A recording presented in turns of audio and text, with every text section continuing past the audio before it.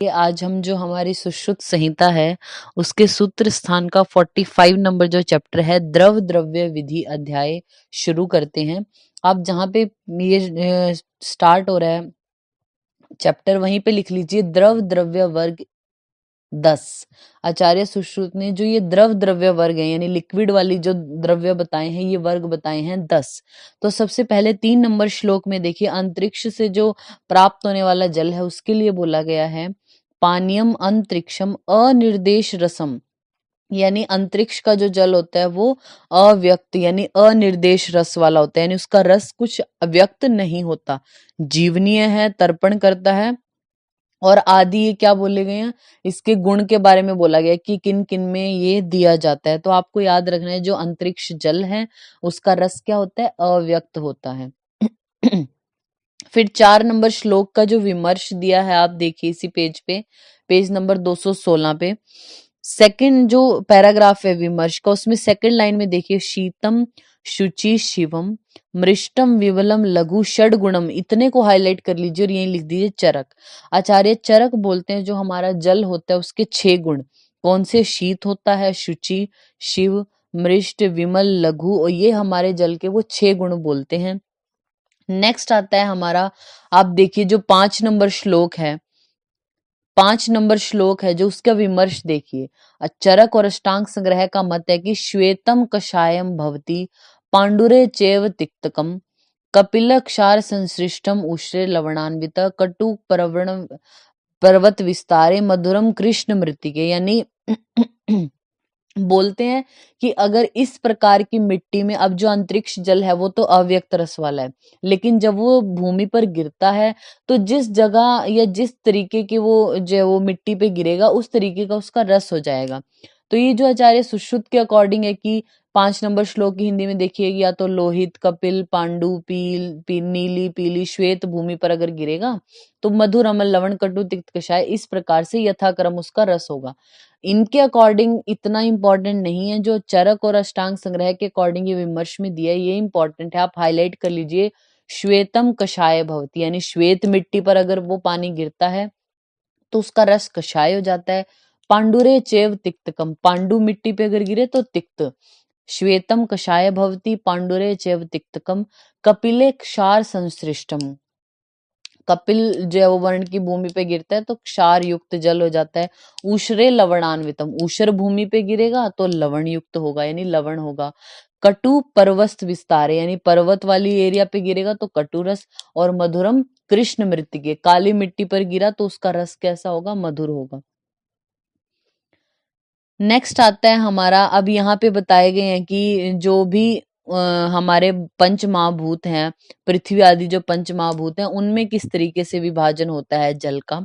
तो आप देखिए सेकंड लाइन में लिखा है भू अम्लो लवणश्च, यानी पृथ्वी है जो पृथ्वी के गुण जहां अधिक हों ऐसे भू प्रदेश का जल अम्ल या लवण रस वाला होता है। अम्बु गुण भूइष्टा मधुरम, अम्बु यानी जल गुण भूइष्ट वाली जो आपकी भूमि है। अब जो हमारे सभी द्रव्य हैं आपको भी पता है संसार की जो भी चीजें हैं वो पंचभौतिक है, हमारी जो भूमि है वो भी पंचभौतिक है। तो बोलते हैं जिस भूमि में जो है वो भूमि यानी पृथ्वी महाभूत प्रधान है वहां का जल अम्ल या लवण रस वाला होगा। जहां पे जल अधिक गुण वाला है उस भूमि पे तो मधुर होगा। जहां पे तेजो गुण वाला है तो वहां पे कटु और तिक्त होगा। ये वायु गुण भूइष्ट है तो कषाय होगा। ये आपको याद रहे तो अच्छी बात है, लेकिन थर्ड लाइन में बिल्कुल मिड में देखिए आकाश गुण भूइष्टम अव्यक्त रसम को हाईलाइट कर लीजिए। जो पूछा जाता है वो यही है, यानी अगर आकाश गुण भूइष्ट भूमि होगी आपकी तो उसका रस क्या होगा, अव्यक्त बोला गया है। ठीक है, नेक्स्ट आता है हमारा तत्र अंतरिक्षम चतुर्विधम, यानी जो अंतरिक्ष का जो जल है वो हमारा 4 प्रकार का होता है। अंतरिक्ष जल जो हमारा है 7 नंबर श्लोक में 4 प्रकार का कौन सा है, तद्यथा धारम, कारम, तुषारम और हेमम, इसको हाईलाइट कर लीजिए। सीधा ही पूछा जाता है आपसे अंतरिक्ष जल के प्रकार हैं तो आचार्य सुश्रुत बोलते हैं 4 प्रकार का है, धार, कार, तुषार और हेम। तेषाम धारम प्रधानम लघुतत्वाच को हाईलाइट कर लीजिए। इन चारों में भी जो धारा के रूप में बरसता है वो सबसे प्रधान होता है, क्योंकि वो लघु होता है, हल्का होता है। ततः पुनः द्विविधम, यानी जो धार के रूप में बरस रहा है, जो बारिश हो रही है, बारिश वाला जो पानी है वो दो प्रकार का होता है, गांगम समुद्रम च इति, गांग जल या फिर समुद्र जल उसको बोला जाता है। फिर आप देखिए यहाँ पे ये जहाँ पे ये श्लोक खत्म हो रहा है 7 नंबर, उसके जस्ट ऊपर वाली लाइन में मिड में देखा है तत् पुनः सप्तविधम। अब ये बताया गया है कि हमारा गांग जल क्या होता है या समुद्र जल क्या है, वो हमसे नहीं पूछा जाएगा।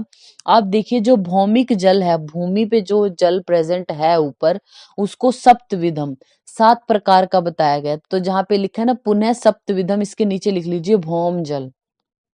भूमि पर जो जल है वो हमारा 7 प्रकार का है। कौन सा? कोप, नादेय, सारस, ताडांग, प्राश्रावण, ओदभिदम, चौंड्यम इति।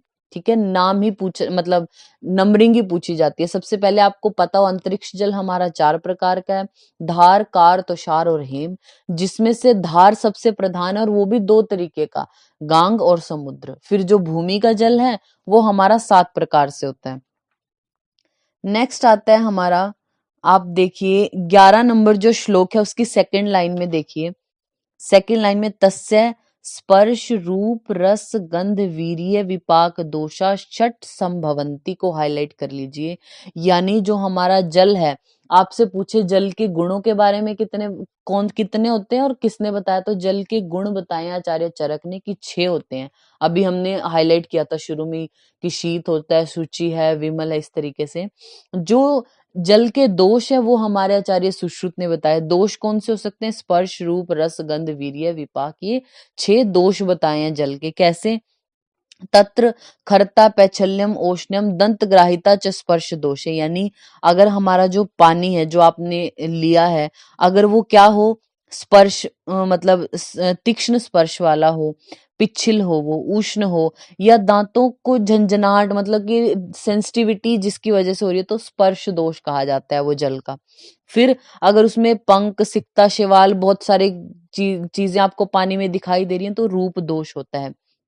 रस मतलब अव्यक्त रसता, आपको रस ही ना पता चले जो है वो जल का, वो रस दोष होता है। अनिष्ट गंधा, गंदी स्मेल आए तो गंध दोष है। वीर्य का मतलब क्या है कि अगर आपने प्रयोग किया और तृष्णा गौरव शूल कफ प्रसेक ये सब हो रहा है तो वीर्य दोष कहा जाता है। विपाक क्या होता है? चिराद विपच्यते, देर से जो है वो पाचन हो गया या विष्टंभन ही कर दिया पानी ने, तो वो विपाक दोष कहलाता है। तो इनमें से जो पूछा जाता है, देखिए अगर आपसे पूछेंगे अव्यक्त रसता, तो ये कौन सा दोष है? आप पहचान जाओगे कि रस दोष है। गंध अच्छी नहीं आ रही तो गंध दोष है। और अगर देर से पाचन हो रहा है तो विपाक दोष है। तृष्णा ये सब कर रहा है वीर्य, ये सब समझ जाओगे। जो पूछा जाता है दंत ग्राहिता च, यानी दंत ग्राहिता यानी जो सेंसिटिविटी है वो कौन सा दोष है? स्पर्श दोष होता है हमारे जल का। ये आपको याद रखना है। फिर नेक्स्ट पेज है जो 219, इस पे 17 नंबर आप श्लोक देखिए। सप्त कलुषस्य प्रसादनानि भवंती को हाईलाइट कर लीजिए। जो कलुषित हुआ जल है, गंदा जो जल है, उसको शुद्ध करने के लिए 7 चीजें यानी 7 तरीके बताए हैं आचार्य सुश्रुत ने। कैसे? कतक, गोमेद, बिस ग्रंथि, शैवाल, मूल, वस्त्राणी, मुक्ता और मणि। ये नाम तो आपको याद अगर हो सकते हैं तो बहुत अच्छी बात है। ये जरूर याद रखना है, जो जल है उसको शुद्ध करने की कितनी विधियां बताई हैं? 7। वो क्या है? कतक, गोमेद, बिसग्रंथि, शैवाल, वस्त्र, मुक्ता और मणि। नेक्स्ट आता है हमारा 18 नंबर श्लोक में, हाईलाइट कर लीजिए। पंच निक्षेपणानि भवंती, यानी जल को जो रखने के हैं, यानी आप कहाँ पे जल को आपको रखना है, ऐसे हमारे 5 साधन होते हैं जल को रखने के। कौन से? फकरकम, त्रयष्टकम, मुंज वलय, उदमंचिका, शिक्यश्चेति। जो ये शिक्के है इस पे स्टार आप लगा लीजिए। यानी चाहे तो आप उस जो जल है उसको फलक पे रखते हो, या ट्राइपॉड पे रखते हो, या फिर मुंज से बने उस पे रखते हो, दुमंचिका पे, या छिक्के जो शिक्के होते हैं उस पे लटका के रखते हो। तो ये जल को रखने के हैं, यानी जल का पात्र आप किस तरीके से रख सकते हैं अपने घर में। 19 नंबर श्लोक में सप्तशीति कराणी भवंती, जो जल है आपका गर्म है अगर, तो उसको ठंडा करने की 7 विधियां हैं। कौन सी? प्रवात स्थापनम, उदक्षेपणम, यष्टिका ब्राह्मणम, व्यंजनम, वस्त्रोधारणम, बालुका प्रक्षेपणम, शिक्यावलंबनम पे स्टार लगा लीजिए। देखिए, जो शिक्या है, जो छीका होता है उस पे लटकाना, मतलब कुछ मुंज टाइप का ऐसे बना होता है जिसमें आप जल पात्र को रख देते हो और कहीं भी लटका देते हो, तो वो शिक्या होता है। तो शिक्या को जो है वो हमारे जो जल को ठंडा करने की जो विधि है उसमें भी रखा गया है, और जल को रखने के जो पात्र के साधन है वहां पे भी रखा गया है। आपको इनकी नंबरिंग याद हो, जल को शुद्ध करने के हमारे 7 उपाय हैं, जल को रखने के 5 साधन है, और जल को ठंडा करने वाली जो विधि है वो भी हमारी 7 होती हैं। नेक्स्ट अब हमारा आता है 21 नंबर जो श्लोक है नेक्स्ट पेज पे, उसमें बताया गया है कि जो हमारी नदियां होती हैं उनका कौन सी दिशा की ओर जा रही है, तो उनका जल किस प्रकार से होगा। इसमें सबसे पहले बोला गया तत्र नद्यम पश्चिमा अभिमुखी पथ्या लघुत्वात् को हाईलाइट कर लीजिए, यानी जो पश्चिम की ओर मुख करके बहती है नदियां, उनका जल क्या होता है, पथ्य होता है, क्योंकि लघु है, हल्का होने से पथ्य होता है। फिर पश्चिम वाली को आपने हाईलाइट किया, पूर्व वाली को जस्ट हम पढ़ेंगे, पूर्वाभिमुखास्तु न प्रशस्यन्ते, यानी पूर्व की ओर जो बह रही है मुख करके वो प्रशस्त नहीं है, गुरु उद्गतवात, उनका जल भारी होता है। नेक्स्ट, दक्षिण अभिमुखा न अति दोषला साधारण तत्वाच, यानी जो दक्षिण की ओर मुंह करके बह रही हैं उनका साधारण जल होता है, मतलब दोषकारक नहीं है ज्यादा। सह प्रभुआ कुष्ठम जन्यति, यानी जो सह पर्वत है उससे निकलने वाली जो नदियां हैं वो कुष्ठ करने वाली होती है, उनका जल कुष्ठ रोग करने वाला है। विंध्य प्रभुआ कुष्ठ पांडु रोगश्च को हाईलाइट कर लीजिए, जो विंध्य पर्वत से निकल रही हैं वो हमारी क्या करेंगी, कुष्ठ करेंगी और पांडु करने वाली होती हैं। मलय प्रभुआ कृमि, मलय जो मलयांचल है वहां से निकलने वाली जल जो नदियां हैं वो कृमि करने वाली होंगी। महेंद्र प्रभुआ शलीपद उद्राणी, इसको हाईलाइट कर लीजिए, जो महेंद्र से निकल रही है वो शलीपद और उदर रोग को करेंगी। और हिमवत, हिमालय से जो निकल रही है हमारी, वो हृदय रोग, श्वेतु, शिरो रोग, शलीपद यहाँ पे भी है हिमालय वालों में। प्राचीवंता जो है वो, अब ये जो है लास्ट में जहाँ पे 21 नंबर श्लोक खत्म हो रहा है वहां पे पारियत्र प्रभुआ पथ्य बल आरोग्य कर इति, ये हाईलाइट कर लीजिए। पारियात्र से निकलने वाली नदियां जो हैं वो पथ्य कारक हैं, बलदायक है, निरोगता करने वाली होती हैं, आरोग्य देने वाली है। मतलब ये जगह के नाम है कि जो पश्चिम अभिमुखी, पूर्व अभिमुखी, दक्षिण अभिमुखी, जो सह पर्वत है, विंध्य पर्वत है, मलय से, महेंद्र प्रभुआ, तो ये पर्वतों के नाम है। आपको इनमें से मेन क्या याद रखना है, जो पश्चिम अभिमुखी होती हैं वो पथ्य है क्योंकि उनका जल लघु होता है। जो विंध्य है वो उनका जल कुष्ठ और पांडु करने वाला। जो हमारी महेंद्र प्रभुआ हैं वो हैं शलीपद या उदर करने वाली। और पारियत्र वाली भी पथ्य है क्योंकि वो बल आरोग्य करने वाली होती है। नेक्स्ट हमारा आता है, आप देखिए 28 नंबर जो श्लोक है उसको, इसमें हिंदी में देखिए, शीतल जल, शीतल जल मूर्छा, पित्त के रोगी, उष्ण काल, शरीर में दहा, विष अवस्था, रक्त विकार, मदात्य, भ्रम, क्लम। तमक श्वास को हाईलाइट कर लीजिए, तमक श्वास वमन की इच्छा, ऊर्ध रक्तपित्त में प्रशस्त होता है। तमक श्वास वाले पेशेंट के लिए आचार्य सुश्रुत बोलते हैं शीतल जल अच्छा है। बाकी विष के लिए भी आपने विष के वेग को रोकना है ना, तो ठंडा जल देंगे उसको, स्तंभन करने वाला होगा, रोकने वाला होगा। तो जिनको पित्तज विकार है, मूर्छा है, गर्मी का टाइम है, भ्रम कलम, विष अवस्था या तमक श्वास आपको जरूर याद रखना है, उसमें आप या ऊर्ध्व रक्तपित्त है तो शीतल जल देते हो। नेक्स्ट 30 नंबर श्लोक में बताया है, पार्श्वशूल है, प्रतिशाय है, वात रोग है, गल ग्रह है, आधमान है, स्तिमित कोष्ठ है यानी आम कोष्ठ है, सद्य शुद्ध नव ज्वर है, यानी सद्य शुद्धि जिसकी हुई है वमन विरेचन आदि से, या फिर नया ज्वर है, हिक्का का पेशेंट है, स्नेह पीन का पेशेंट है, मतलब अभी स्नेह पान किया है, शीतांबु परिवर्जित, इनको शीतल जल नहीं पीना चाहिए इन पेशेंट को। अब आप देखिए 37 नंबर जो श्लोक है उसमें देखिए, 37 नंबर श्लोक में फर्स्ट वर्ड क्या लिखा है, सामुद्रम उदकम विश्रम लवणम सर्व दोष कृतम को हाईलाइट कर लीजिए। जो हमारा समुद्र जल है उसके लिए बोला गया है, ये विश्र गंध वाला, लवण होता है और सर्व दोषकृत, समुद्र जल सर्व दोषकृत होता है, ये हाईलाइट कर लीजिए आप। फिर उसके बाद अनेक दोष अनुपम, अनूप जल है जो अनूप देश में जो जल पाया जाता है वो क्या होता है, गर्हितम, वो नहीं देना चाहिए, निंदनीय बोला गया क्योंकि अभिसंधि होता है। 38 में देखिए जांगलम के लिए बोला है, जांगल जो वर्ड है उसको बॉक्स में बंद करके एरो ले जाइए लास्ट में, प्रीति वर्धनम, यानी जो जांगल प्रदेश का जो जल है वो प्रीति वर्धनम होता है, मन को आह्लादित करने वाला। नेक्स्ट है हमारा 43 नंबर जो श्लोक है उसमें देखिए,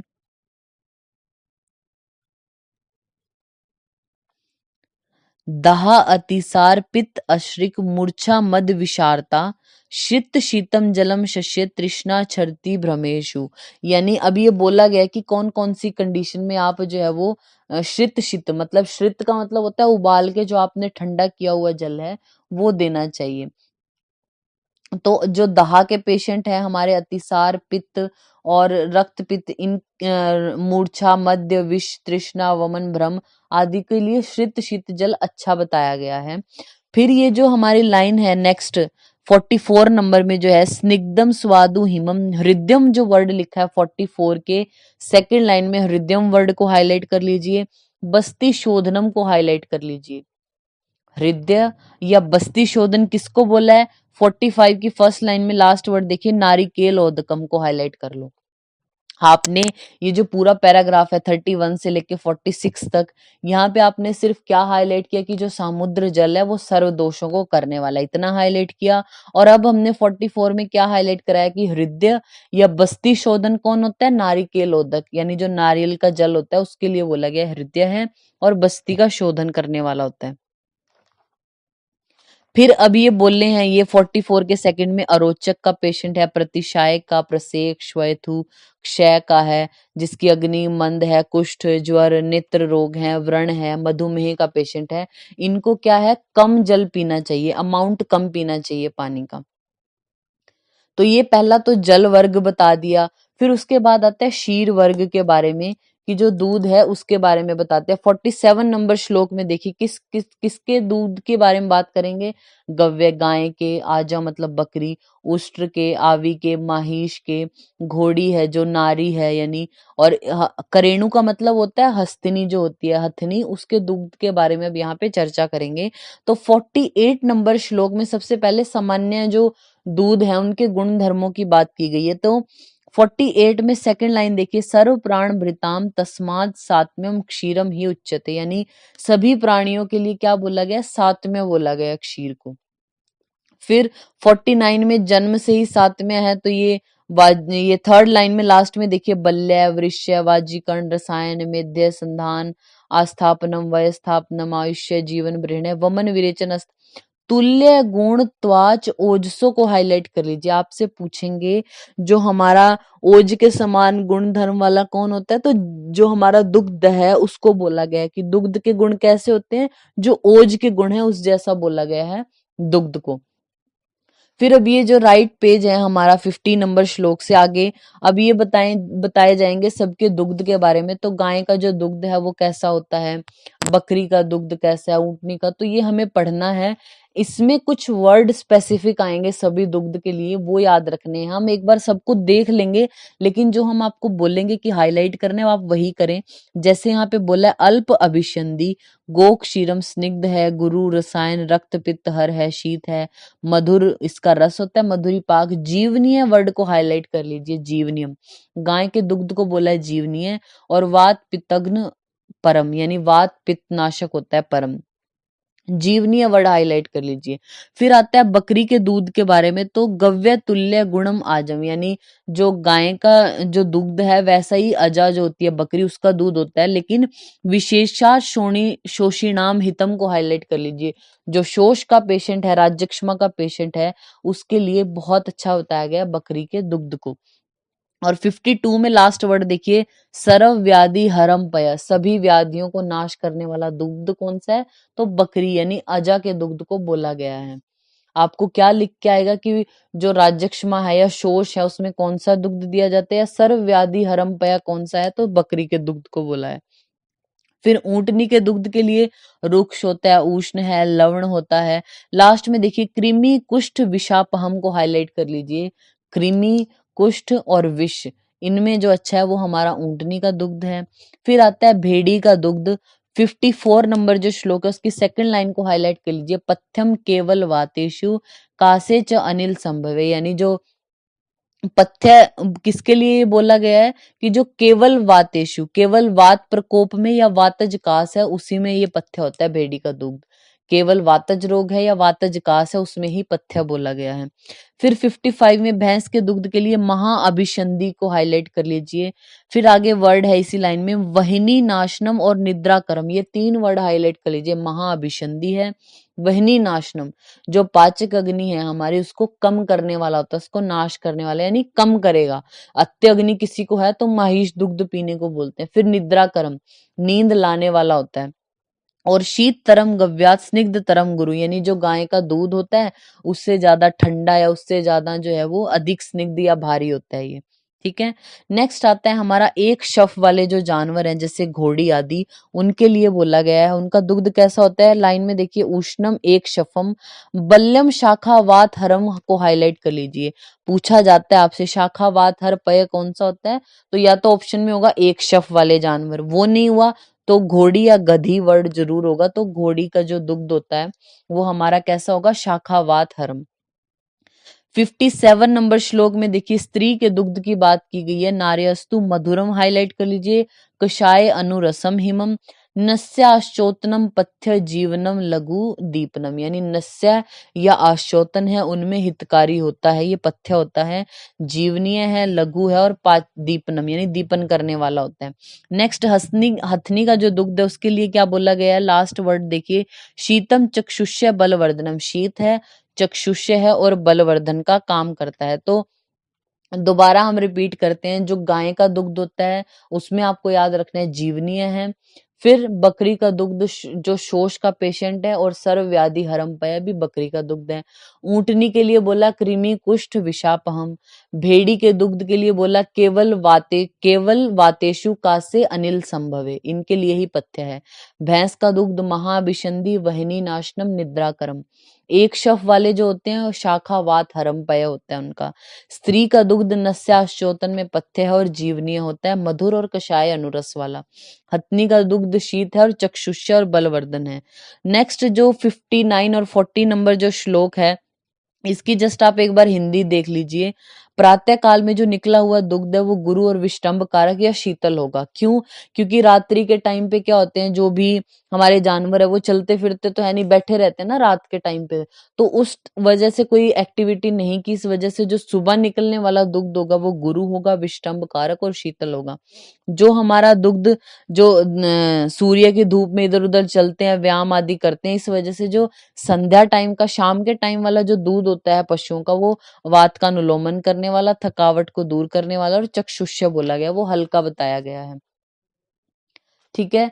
फिर 62 नंबर जो श्लोक है उसकी जो हिंदी में आप देखिए, कच्चा दुग्ध प्राय अभिसंधि होता है, जो कच्चा यानी उबाला नहीं है, पचने के बाद ये भारी हो जाता है। जब उसको आप उबाल लेते हैं, गर्म कर लेते हैं तो वो हमारा लघु होता है, अनभिसंधि होता है यानी अभिसंध नहीं करता। स्त्री के दुग्ध को छोड़कर सभी प्रकार के दुग्ध को गर्म करके आपको पीना चाहिए। स्त्री दुग्ध जो है वो गर्म नहीं करना चाहिए। 63 में देखिए धारोष्ण दुग्ध अमृत के समान गुणकारी होता है, ये देख लीजिए धारोष्ण जो है, उष्ण है जो हमारा दुग्ध,